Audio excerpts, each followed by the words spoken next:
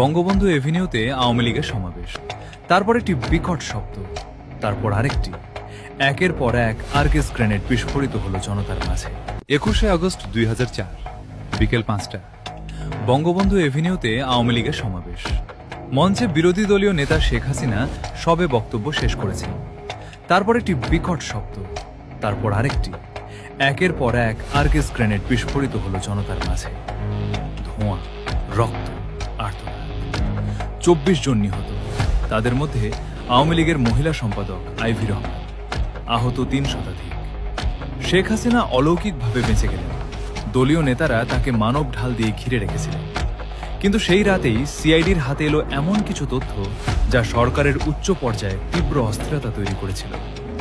হামলার পরপরই গোয়েন্দারা কাজ শুরু করল। ঘটনাস্থল থেকে উদ্ধার হলো অবিস্ফোরিত গ্রেনেড, আর্গেস্টাইল, পাকিস্তানে তৈরি। প্রাথমিক তদন্তে বেরিয়ে এলো হারকাতুল জিহাদ আল ইসলামের নাম। সংগঠনটির প্রধান মুফতি আব্দুল হান্নান আফগান যুদ্ধের অভিজ্ঞ জিহাদি, যিনি ফিরে এসেছিলেন বাংলাদেশে শরিয়া আইন প্রতিষ্ঠার স্বপ্ন নিয়ে। সিআইডি নিশ্চিত হলো এই গ্রেনেড পাকিস্তান থেকে এনেছে হুজির অপারেটিভরা। কিন্তু তদন্তের সুতো যখন আরো গভীরে গেল, তখনই সংকট শুরু হলো।